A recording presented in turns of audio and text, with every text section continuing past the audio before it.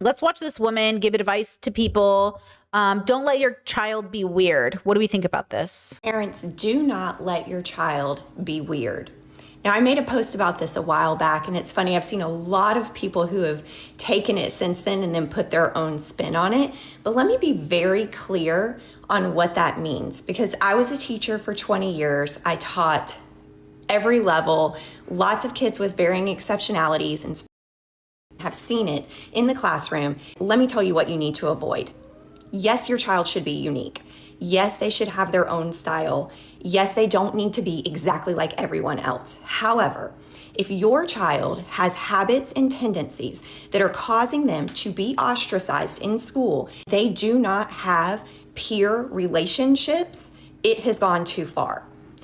As a parent, you need to parent them. Your job is not to just love them and let them be however they want to be and send them out, because what you're doing is you're sending them out to ridicule and scorn and no positive peer relationships. Instead, you need to lovingly guide them and instruct them from a place of love so that they can go out and make positive relationships. So if your child does not have any peer relationships because you have allowed them to continue with habits and proclivities that are causing them to be considered too odd to fit in at all, then you are setting them up for a life of struggle, because those peer relationships just grow up with them, and then they're going to struggle to fit in with people as an adult in the job field and to create relationships in general. So that is where you do not let your child be too weird to be able to have actual relationships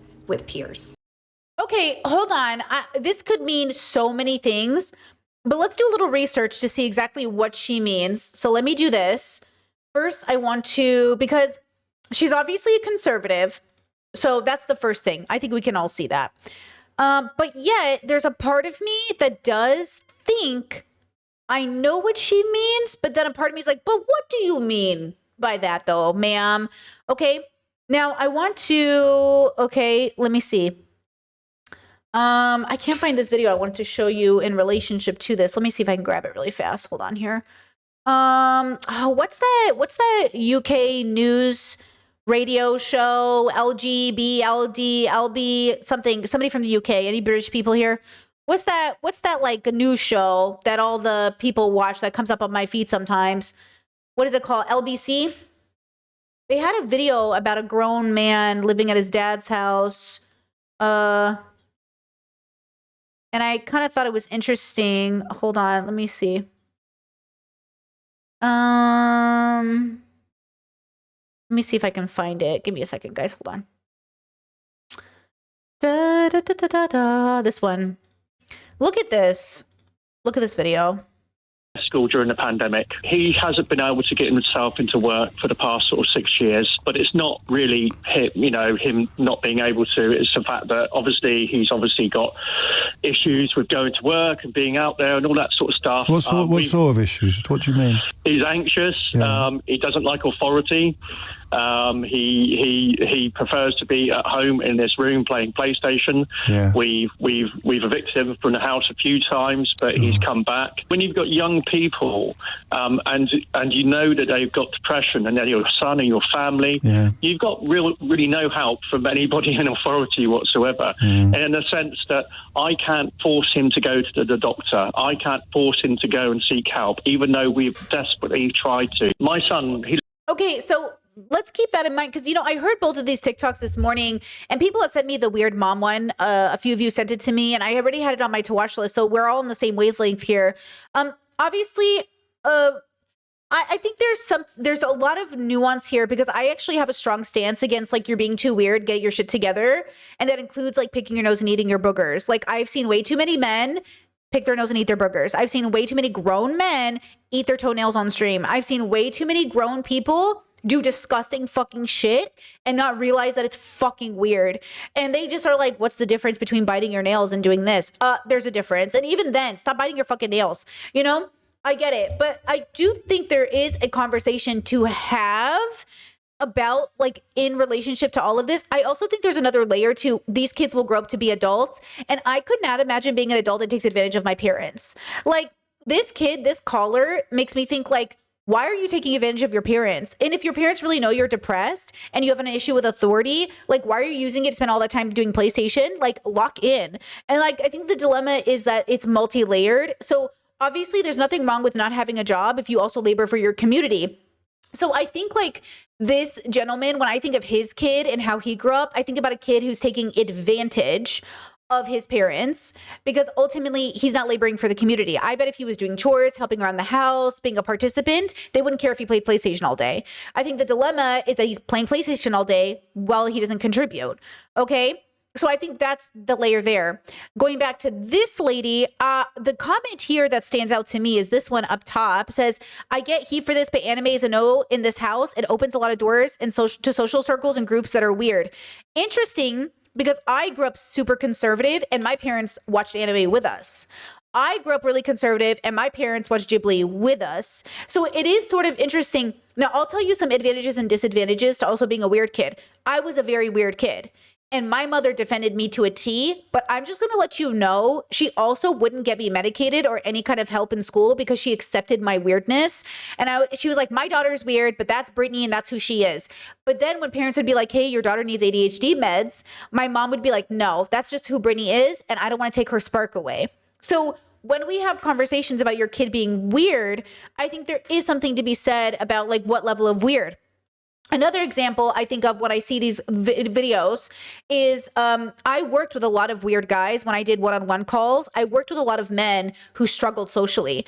And one guy in particular, autistic, and he just like would not stop looking at my breasts no matter what I wore. And I tried to change it up. I would wear more modest clothing and then he would notice. He'd be like, oh, you're wearing a sweater today. And I was like, you need to get your shit together. He was a college graduate, complained about living with his parents, nearly 40, always complaining about his parents, but couldn't stop looking at my tits. And I was like, autism or no autism, you cannot look at people's tits. And he was just like, he just like couldn't keep it together. He was weird.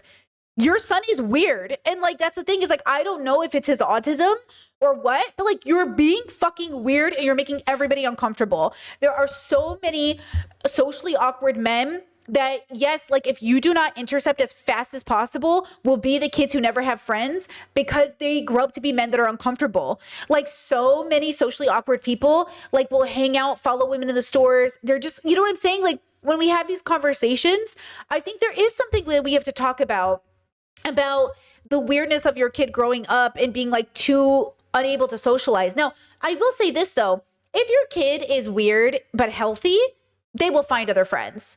There are so many weird, healthy people in the world. And I just think like we exist in all these circles, but even my community, we're weird, healthy, but we have to stay on our toes for the unhealthy weirdos because the unhealthy weirdos also gravitate towards us and we have to be like, no. Okay. So I think that's the dilemma. Like, is your kid's friend healthy weird or unhealthy weird? You know what I mean? I think that's the question. Okay, so let's do this. Let's go to her page.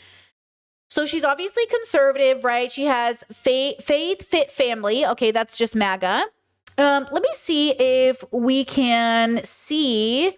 I'm not sure what the original video was. Let me go to her most popular because I bet it probably got most popular. Let's see. Let your kids. Okay, let's see what this one is.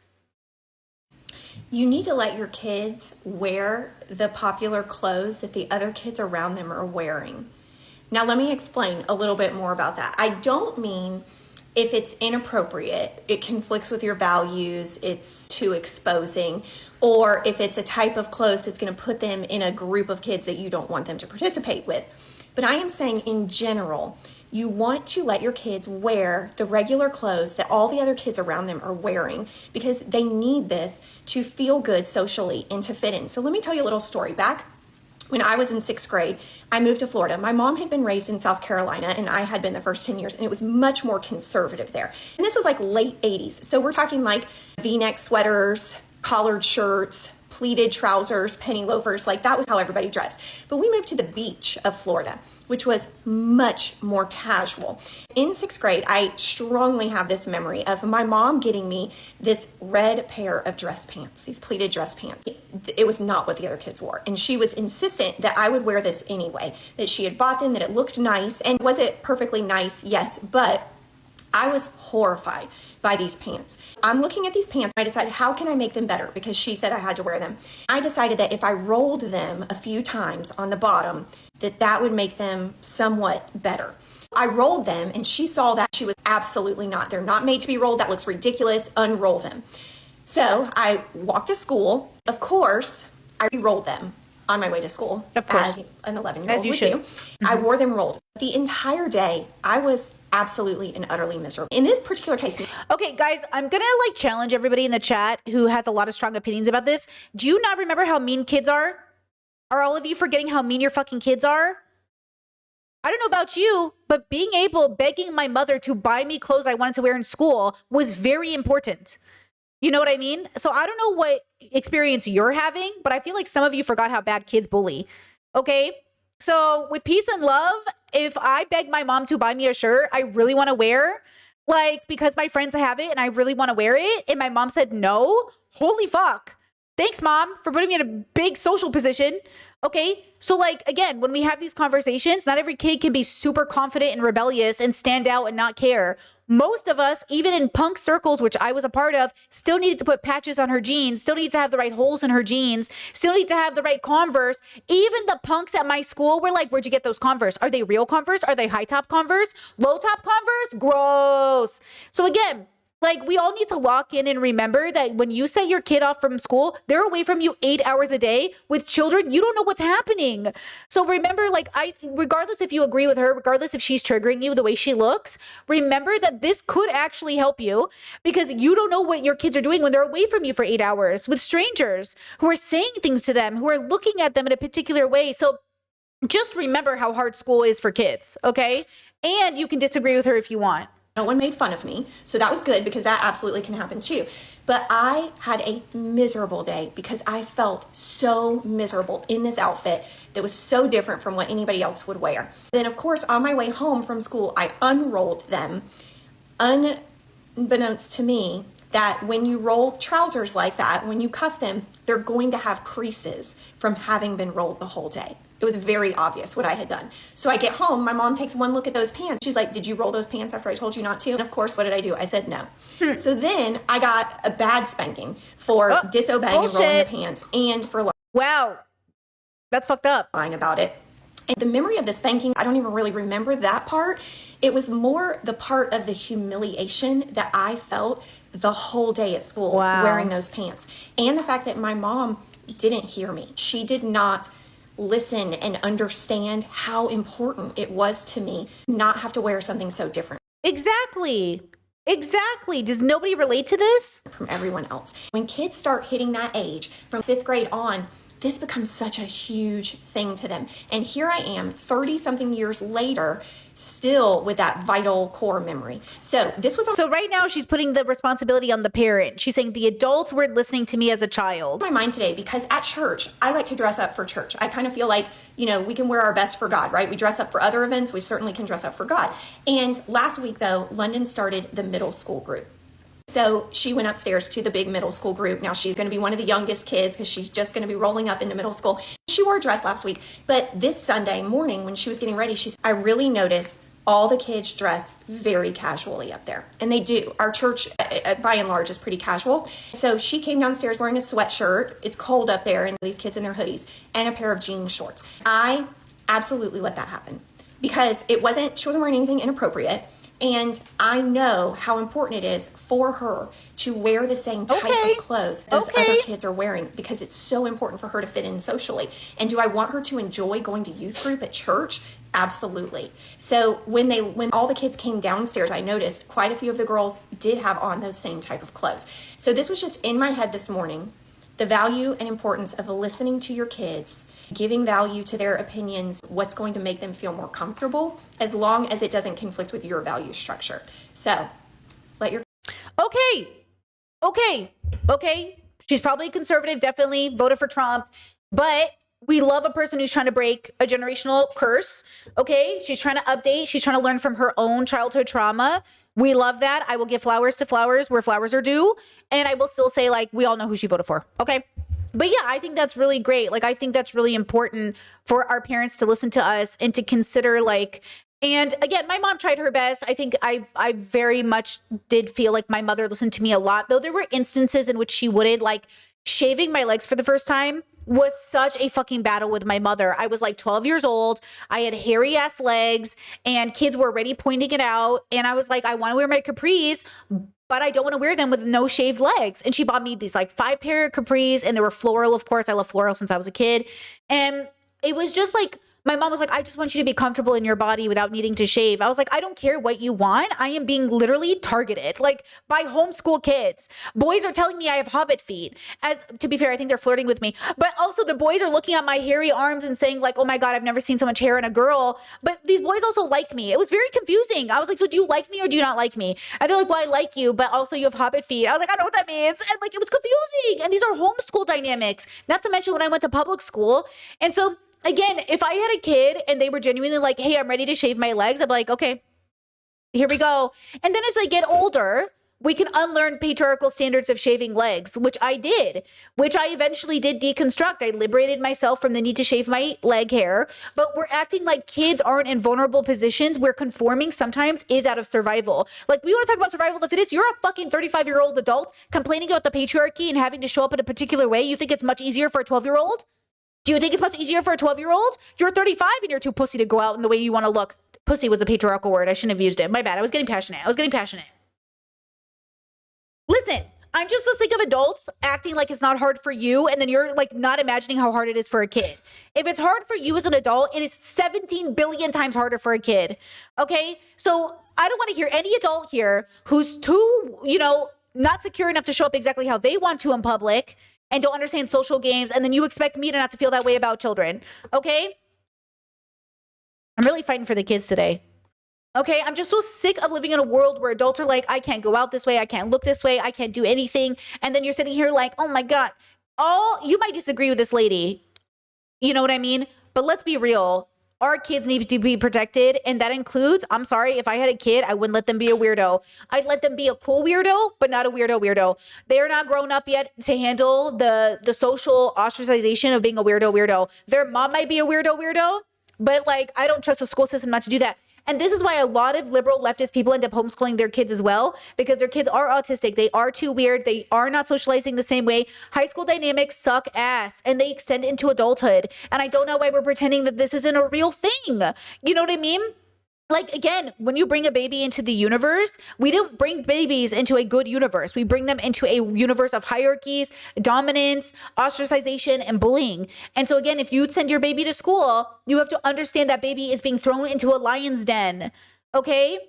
Chet says this just seems like victim blaming instead of blaming the bullies. We're saying the weird kids need to conform. No, we're not saying the weird kids need to conform, because there's a line in the sand. The weird kids don't need to conform because there's different kinds of weird. Every child is conforming. I think you're forgetting bullies are also conforming. Bullying is a part of the culture, and people bully other people to be seen as cool. Bullying is also conforming. A lot of the weirdest kids you know turn into bullies because they want to be seen as cool. So your weird kids also include kids who bully. I will not let my kid be a weird kid. I will not let you be a bully. That's another part of you being a weirdo. Why are you bullying these people to fit in? That's what bullying is. It's not even who you are. So again, the most nuanced perspective of this is kids who are popular are also conforming. Because, who are they playing it up for? Everybody is trying to appear like they know what's going on. And the question is, how do we make sure that people understand that this is a natural part of being a person as well? Because we're judgy, right? So no, it's not about weird kids having to conform. And also, guys, there is a difference between like weird kids who are eating their boogers, like don't do that. Weird kids who are following your girls into locker rooms and staring at their tits, not cool. Guys who are taking pictures of girls and sending their nudes around, you're being so fucking weird. You're a weirdo.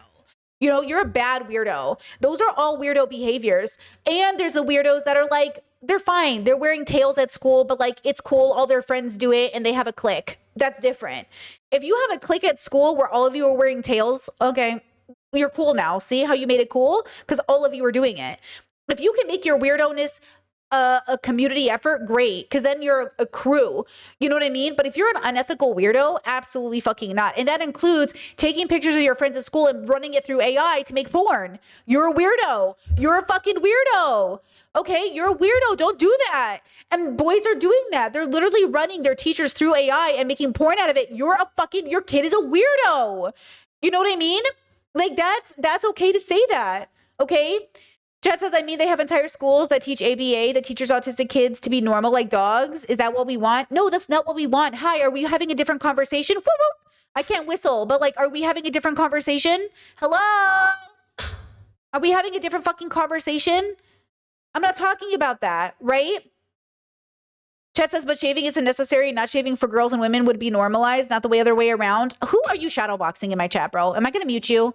Who are you shadowboxing? Stay on topic. You know what I mean? Like, stay on fucking topic. Come on, lock in, bro. Stay on topic. Chet says, I think we're getting confused between the actual definition of weird and then the self-proclaimed I'm a weird weirdo.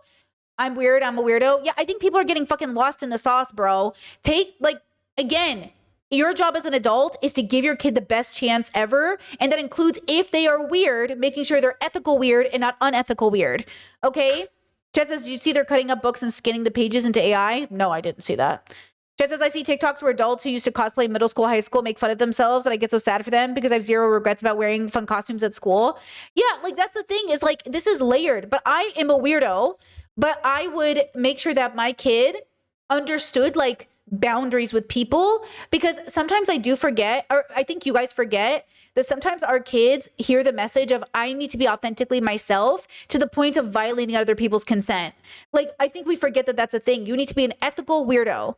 Okay, so an unethical weirdo, bad. Ethical weirdo, good. But to be an ethical weirdo, you need guidance. Okay, so you can't make people feel uncomfortable with you. Like, you can't pressure people into like accepting you. It's like the movie Mean Girls. You know the movie Mean Girls? How the premise of the story is that they're actually all mean, but the imagery is that only the popular girls are mean. That's what I'm saying. Just because your kid is a weirdo doesn't mean they're not a bully. Just because your kid is goth doesn't mean they're not a fucking rapist. Just because your kid is gay doesn't mean they're not a conservative. Like, that movie is a perfect example. Like, they're all mean girls. And my kid is not going to be in that category. You are not going to be a weirdo plus mean. You're not going to be a popular plus mean. You're not going to be a fucking bully. And also, you're not going to be the weird autistic kid who says shit out of pocket because you can't control your fucking mouth. And then you're going to sit there and say it's your autism. I don't care if it's your autism. You can't stare at people's boobs. Okay? You can't say shit out of pocket. Like, I wonder what your pussy smells like. Because, bro, I've been in those social situations. And these autistic men just let everything fucking come out of their mouths. Okay? I'm serious. I'm so dead serious. I don't care what you are. Autistic, neurodivergent. I don't care what you are. You have to watch your goddamn fucking mouth. Okay? I'm so fucking serious right now. You need to tell your kids to watch their fucking mouths. And I say that as somebody who said a lot of fucking shit out loud I should never have said because I was trying to fit in. Okay? I'm dead serious. I feel like I know I'm old and I've socialized in a lot of groups. People really just say shit. You know how many men have grabbed my pussy literally before Trump ever even said it and thought it was what I wanted because I was flirting with them? And I was like, why would you grab my crotch? They're like, I just thought that was the move. You thought the move was to grab my crotch? And they're like, yeah. And I was like, that's so fucking stupid. You're so fucking weird. And they're like, I don't know why I thought that was the move. I was like, because nobody fucking raised you. Literally. True story. True fucking story. Grabbed me just like that. And I was like, I was literally so shocked. I was flirting. But girl, why was that the next move? We didn't even clarify if we, you know what I'm saying? So again, when we have these conversations, okay, are you unethical weird? Ethical weird, okay? Are you chill as fuck and a furry? Or are you weird as fuck and a furry? You know, it's not about being a furry. It's about whether or not you're fucking weird. And like, get another word if you want to use a different word. But like, you're being weird. It's okay. It's okay for a bunch of girls to be like, hey, that guy's being really fucking weird. And it's true that the guy is being really fucking weird. Okay? So when we have these conversations, okay, just like we're shorthanding in many ways, because like how many obvious examples could we give, right?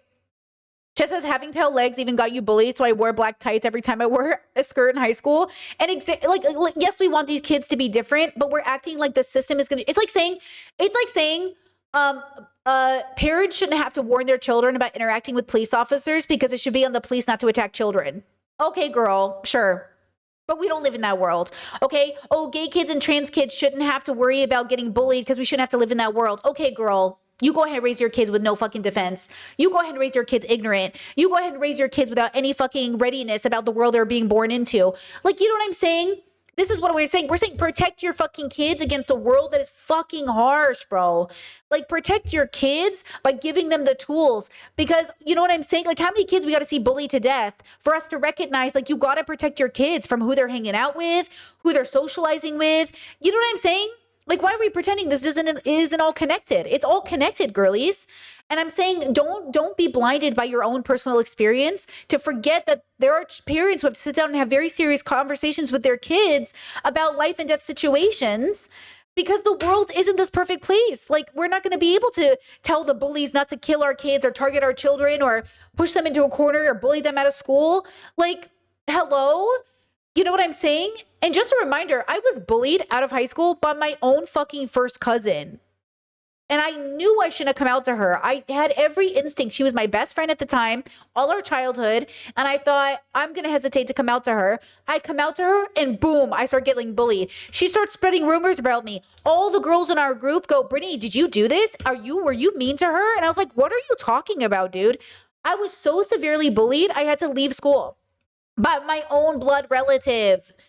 I knew something in my gut told me. And you know what? Years later, I confronted her as a grown adult girl. As a grown adult, I confronted her and I said, why did you do that? She goes, Brittany, I never did that. I was like, yes, you did do that. She goes, I never said that. I was like, you did say it, girl. Your father confronted me. Your dad demanded if I was gay. I got courted in my office, my dad's office with his brother, your father, and my own father, asking me, are you gay? Are you gay? Are you gay? And I'm like, ooh. And I'm like, what? And I'm like, girl, you're the reason shit went down. And she goes, I never did that. I don't think so. I never did that. And everyone in the family just went. So again, with peace and love, my cousin's a weirdo. She's an unethical weirdo. To this day, no one knows in the family why she did it. I don't know why she did it. And then I ended up coming out at 21 anyway. So joke's on you, girl. I'm gay and in public. Okay. But that's what I'm saying. Like, we all have stories about being bullied in high school. We all have stories about being ostracized. And look, the one thing my parents did for me in that moment is I begged my mom to take me out of school, and she went and advocated for me. She did. She went to the principal's office. She goes, you get my daughter out of this school. She doesn't deserve this. I called my father. I was like, come pick me up. Something bad happened in school. I was at school for 15 minutes before the crowd of girls in my group started targeting me and cornered me. And they're like, did you do this? I was like, no, I didn't do this. What are you talking about? And they go, did you do? My dad picks me up and I'm crying the whole way home. And he was like, you never have to go to that school again. And that's what I'm saying. Like, whether you know it or not, this is so nuanced and layered. You don't know what kids are going through. And if parents can do one thing, it's see how people are treating their kids at school and give them the tools to do better, even if that means homeschooling their kid. I went to independent study after that. You know what I mean? So that's what I'm saying, okay? We need to understand that whether or not you know it, you're sending your kids into a minefield of different cultures, different people, different belief systems, and you just don't know what's about to go down, you know? Chat says, can we do some bubbles for ethical weirdos versus unethical weirdos to help my braintism see a difference? Sure. So let's get paint out. Let's get the paint out. Where is it? Okay. So, ethical... Where is it? Ethical. Ethical. Okay. So unethical weirdos, bullies. That's the first one. Because mind you, bullies that are known as bullies aren't technically considered like normie. They just kind of can look normie. It's actually weird, you know, but it's normalized. Okay. I'm gonna do this. Okay. So then we have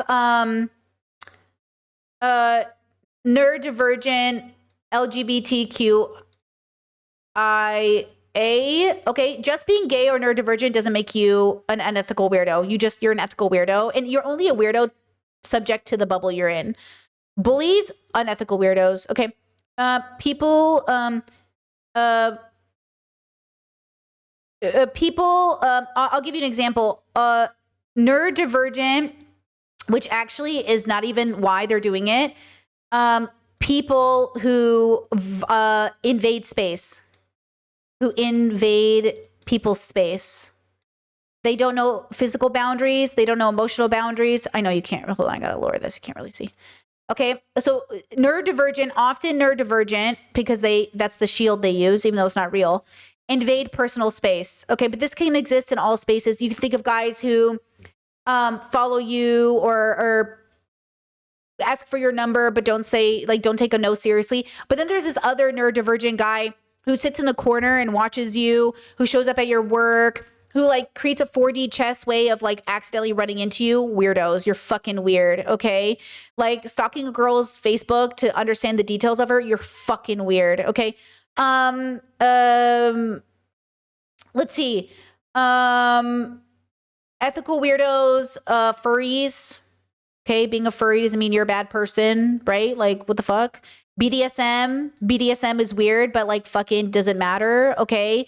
Unethical weirdos, cult leaders, you're a weirdo and you're unethical. Cult leaders. Okay. What else? Are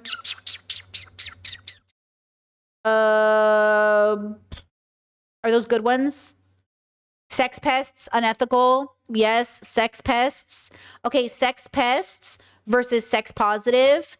Okay, sex positive, cool. Sex pests, no. Okay, that's a good one. You know, alt people, people, okay, ethical weirdos. Hold on, white nationalist, alt, not cool. White nationalist alt people with their fucking weird Nazi haircuts, not cool. Okay, yeah, goth. Oh, goth, ethical. Fuckboy goth, unethical. Okay, fuckboy goth, unethical. Regular goth, ethical. Yeah. That's good. Okay? It's all about the intention, you know? It's all about the intention. Okay? Yeah, incels, identified incels, unethical. Virgins, not unethical. Or people who don't have sex. Okay, people who don't have sex, haven't had sex, ethical weirdo. Maybe you're a 40-year-old virgin. It's kind of weird, but honestly, what's so weird about it, really? Incels, weirdos, unethical weirdos. Okay, if the incel is also a misogynist, okay, right? Chat says fuckboy goth. That's a new one. Fuckboy goths? Oh, don't even get me started. AI loves a fuckboy goth. AI is so... This video I've been working on has sent me down a rabbit hole. Let me just say, AI loves a fuckboy goth, okay? They love it. So does this help? Does this make more sense? Okay, now that we're at this point in the conversation, okay? Because again, weirdo is dependent on the bubble you're in, but ethical weirdo, unethical weirdo. Being a vegan is a weirdo. Like if you're a vegan, you could be considered a weirdo. But what's unethical about being a vegan? Unless you are the vegan teacher. Okay, racist vegan, weirdo. Just a vegan, not weirdo. I mean, ethical weirdo. So vegan, ethical weirdo. Racist vegan, unethical weirdo. You know what I mean? Right? Chet says, Brittany, can a person be popular and still an unethical weirdo? Yes. Yeah, definitely. Marilyn Manson. Johnny Depp. Armie Hammer, Shia LaBeouf, yeah, do you get it? Does that make sense? Absolute fucking weirdos, absolutely unethical, absolutely popular. Okay? David Dobrik, you know, James Franco, you know. Oh my gosh, Brittany with a membership of 11 months. Oh my gosh, almost my memberversary. We have a 1-year-old together. Oh my God. Bill Cosby, good example, chat. You know, unethical weirdo as good weirdo, unethical weirdo as the weirdo that we are talking about in the situation is what parents need to fix. I think here's the thing, and tell me if I answered your question, right? I think ultimately parents need to fix is impossible. Parents need to intervene, but parents also have things out of their hand. I'll just tell you, as somebody who dated an unethical weirdo, there was nothing his parents could do. I mean, there was something his parents could have done before they had him. There was something that could have been that could have happened, but at some point, and this is the part that's hard, you will lose the ability to do anything for your kids, because now you can't tell a 25-year-old person to do anything. You can't tell a 30-year-old person to do anything. So the point of being a good parent is to bring down the probability that your kids are unethical weirdos. You know what I mean? Elon Musk, unethical weirdo. Great example, Brittany. Thank you. Elon Musk, unethical weirdo. This is like that autism girl that we watch sometimes who said, guys, just because you're autistic doesn't mean you're a good person. Elon Musk, hello? This is what I'm saying. Like, just because your kid is autistic doesn't mean they're going to be a wholesome, because the other thing we do is infantilize autistic people of being these pure souls, given by God. And it's you know what I mean? So the whole point of being good parents is the hope that we bring down the probability that our kids are serial killers. It doesn't guarantee the outcome. Tim Burton, great example. Neil Gaiman, great example. Chat, you are on fire today, girls. You are on fire, right? Chess says, wait, can they change the course when they are children? I think this is when it is super important for parents to do something about it. Yes, of course. Of course. When you see, this is why she said, okay, can we go back to it? Can we watch it again? Okay, now that everyone's had a deep breath. Okay. Hold on. Oh, did I get rid of the video? Okay. Parents do not. Okay, can we go back to the original video now? Because she is saying before it's too late, you need to intervene, right? That's what I'm hearing. Now, whether or not we agree on who the weirdos are, that could be different, right? Let your child be weird. Now, I made a post about this a while back, and it's funny, I've seen a lot of people who have taken it since then and then put their own spin on it. But let me be very clear on what that means, because I was a teacher for 20 years. I taught every level, lots of kids with varying exceptionalities, and have seen it in the classroom. Let me tell you what you need to avoid. Yes, your child should be unique. Yes, they should have their own style. Yes, they don't need to be exactly like everyone else. However, if your child has habits and tendencies that are causing them to be ostracized in school, they do not have peer relationships, it has gone too far. As the parent, you need to parent them. Your job is not to just love them and let them be however they want to be and send them out, because what you're doing is you're sending them out to ridicule and scorn and no positive peer relationships. Instead, you need to. Mind you, girls, can I just tell you, she said, if they have no peer relationships. If they have no peer relationships, that's very important to the conversation. Okay, if they have no peer relationship, they have no friends. Your kid has no friends and you're not concerned, not one friend. When I meet adults that are like, Brittany, I'm 40 and I don't have any friends, your parents failed you. If you do not have any friends in your 40s, your parents severely failed you. Even homeschooled, I was more socialized than some kids. You know what I mean? I had friends my whole life. I never not had friends. My parents always made sure we had friends. I've never been without friends. Okay. And I was still a weirdo. I'm saying your parents dropped the ball. They dropped the ball. I was on the bus in Croatia the other day, and this kid, definitely ADHD, autistic something, girl. This kid was loud, and he was very excited, very just innocently yelling, and his mom would be like, shh. And he would just he's so excited. I could tell he was so excited to go to the mall, okay? And he was screaming. And I just sat there and thought to myself, I hope she knows he's neurodivergent. And I hope he has the support. She seemed loving. She seemed patient. She seemed very not critical of him at all. They were holding hands. It was very cute. He's 8 years old maybe. But I just know some adult somewhere was and this is why I don't have kids. Where's the list? Where's the lady with the list? Where's the lady with the list? Some 20-something-year-old girl, some 30, 40-year-old woman, and a group of her friends was where's the lady with the list? Because you say you care about neurodivergent children, but you forget how obnoxious they can be. You say you care about kids, but you forget they poop their pants. You say you want to focus the world on these vulnerable children, but you forget they puke all over you with no warning. Okay?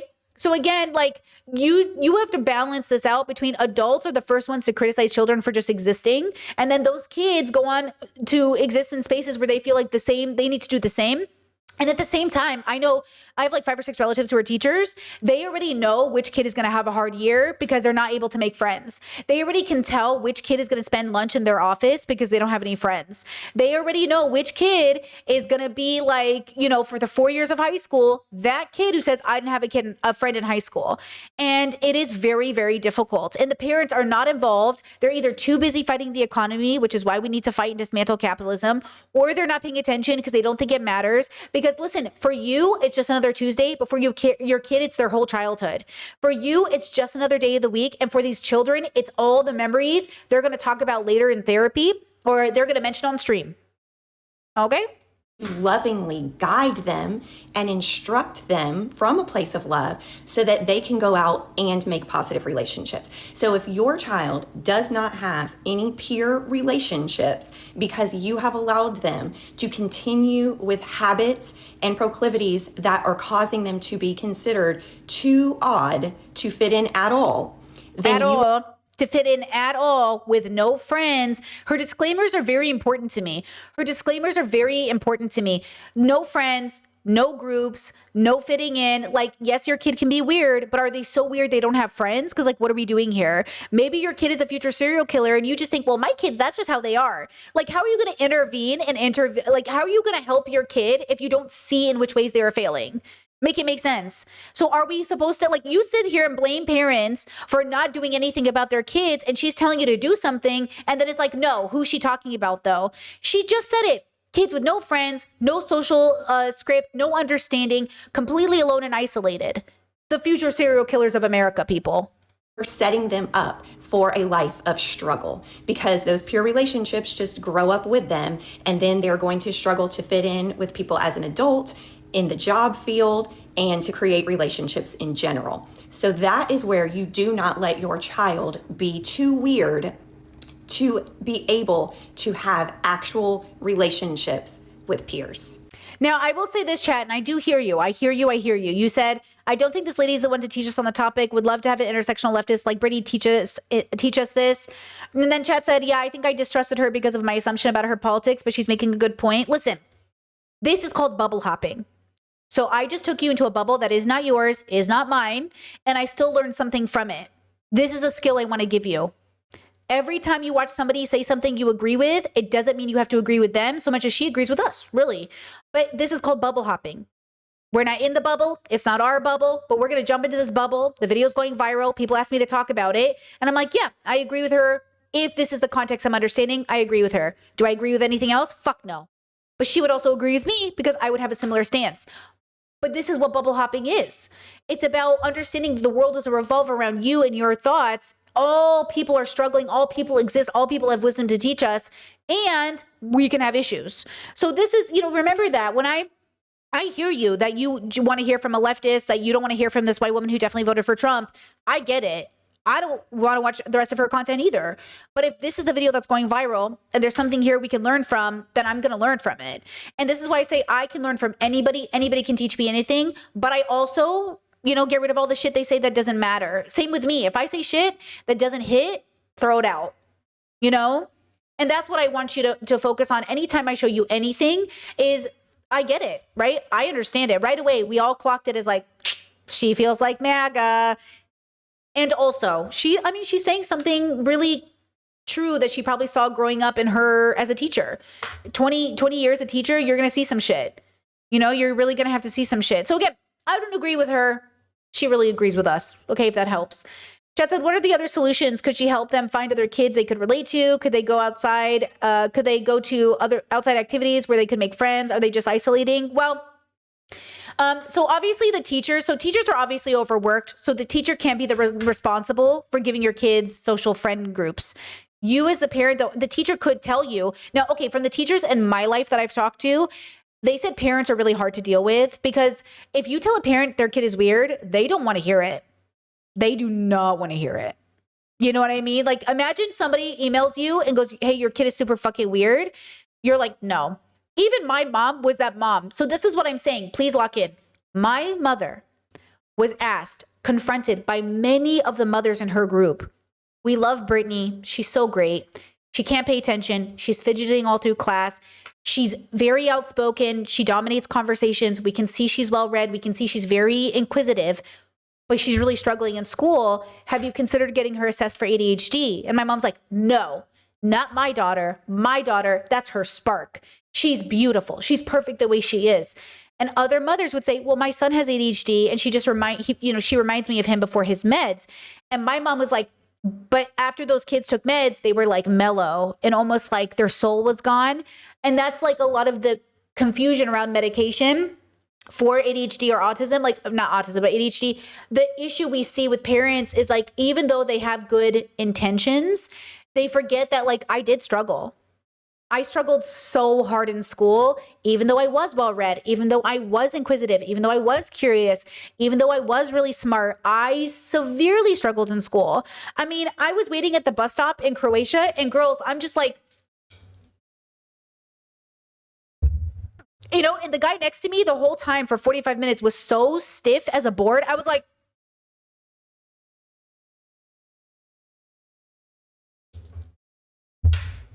I cannot, you know what I mean? And you do that in class. They recorded us one time for debate class and they were like, who's doing this? Who's always doing this? Who's this? And everyone's like, Brittany.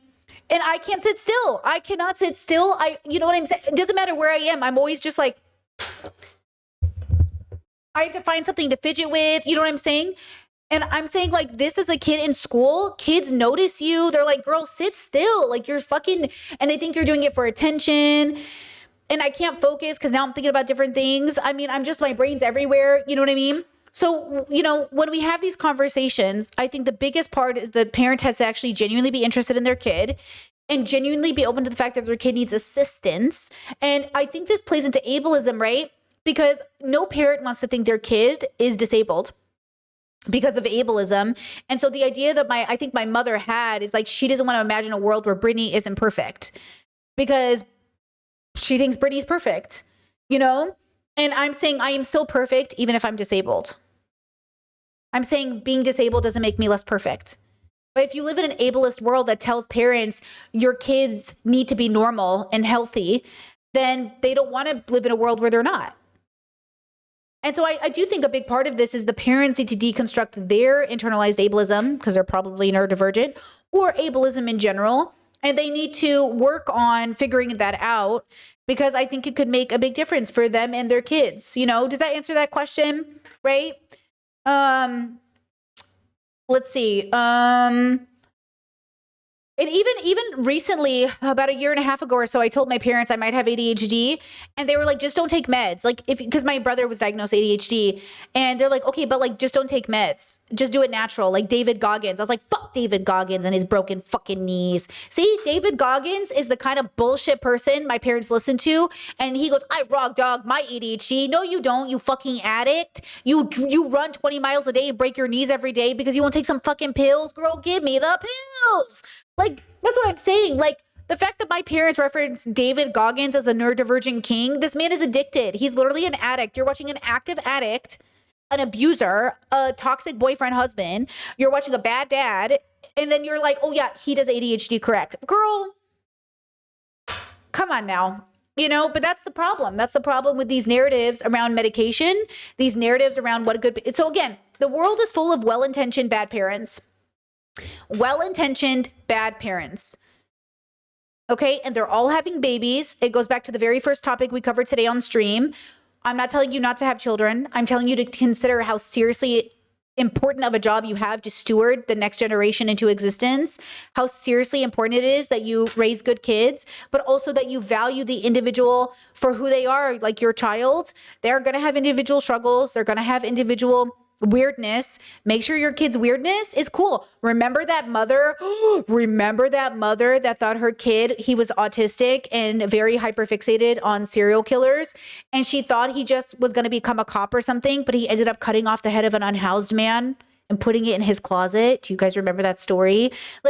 Is your kid just taking up a special interest in serial killer documentaries and true crime? Or is he actually training to be a serial killer? Because that's the question. You know what I mean? That's the question. And it's really hard to tell as parents, but I think, you know what I'm saying? Because when the dad heard he had done it, he kind of reacted with Not surprised. Anyways, he ended up killing like an unhoused man that was very popular in the community and people really loved him. So it was a big deal. Okay. The point is, you just never know. You just never know. Now, again, it's not your autism or neurodivergence or ADHD, but I think sometimes we forget that like uniqueness or weirdness or traits from autism are not the same thing as like you being able to read the room is important. Neurotypical. Like a non-autistic person has got to learn the difference between this is autism and this is weirdo behavior that's dangerous. Like, oh, this is ADHD and then this is this. And then on top of it, it has to be like, okay, like Tourette's. You know how in Tourette's, we got to know the difference between this is a tic and this is a bad attitude. Like, oh, this is a slur that's being used because of his tic. And this is also him apologizing after. You gotta apologize. Okay. And that's the other part of this conversation too, is like, when should you apologize for being neurodivergent, disabled, or otherwise? When you hurt people's feelings and you didn't mean to. Because even if you're not disabled or neurodivergent, when you hurt people's feelings and you didn't mean to, you should apologize. Heartfelt apology. Okay. So love your kids enough to see where they're at, to see how they're struggling, because Clavicular is a weird, unethical kid who is autistic, who has a special interest in looks vaxing because he knows it will get him pretty privilege. I wish his parents had intervened quick enough, but they didn't. And his mental health is constantly on display on stream. A lot of these streamer kids are being exploited by their parents because they're going to pay their parents' bills. And when I think about just the way that the world is, I just think about how many parents are more than willing to let their kids be humiliated on the internet for money. And it's a lot more than we think. Think Disney kids. Those parents had no problem exploiting their kids for fame, money, and stability. Just because you're a parent doesn't mean you're a good person. You know, just because you exist doesn't mean you're a good person. You have to work at it. It's very hard to be a good person, and it's even harder to die one. So be less bad every day. Stop trying to do good, because the road to hell is paved in good intentions, and just try to be less bad every day. Okay? Be yourself, but make sure the person that you are authentically isn't a fucking unethical weirdo. Because you might authentically be a rapist. You might authentically be a racist. You might authentically be a homophobe. Your authenticity doesn't mean good, girl. Authenticity doesn't always mean good.